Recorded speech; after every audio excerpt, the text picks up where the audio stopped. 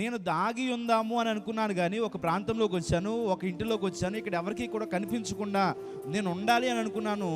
కానీ అక్కడికి ఆయన మరుగై ఉండలేకపోయాడంట. అంటే అక్కడ దాక్కుని ఉండలేకపోయాడంటండి. ఈరోజు నా మాట మనకేం చెప్తుందంటే, దేవుడు మనకు మరుగై ఎంత మాత్రం కూడా ఉండట్లేదు.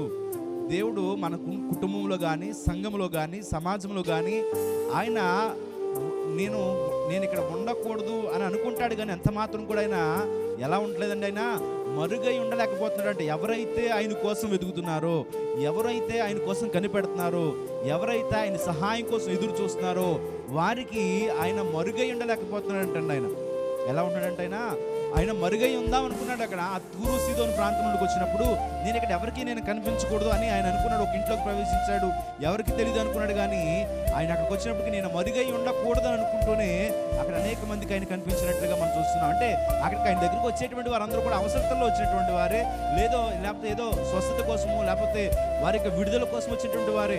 ఎవరైతే ఈ వెతుకుతున్నారో వారికి మాత్రమే ఆయన ఏమవుతున్నాడండి, ఆయన కనిపిస్తున్నాడు. అంతేగాని ఎవరు వెతకలేకుండా ఆయన ఎంత మాత్రం కూడా ఆయన కనిపించట్లేదు. ఇక్కడ మనం గమనించవలసినటువంటి విషయం ఏంటంటే, మనకున్నటువంటి భారం విషయంలో, మనకున్నటువంటి పరిస్థితుల విషయంలో, మనం ఫేస్ చేయలేనటువంటి కొన్ని సమస్యల విషయంలో మనము ఆయన ఎంత మాత్రం కూడా మనకి జీవితంలో మరుగై ఉండకుండా ఎంత మాత్రం కూడా లేడు. మనం వెతికినప్పుడు, మనము ఆయన కోసం కనిపెట్టినప్పుడు ఆయన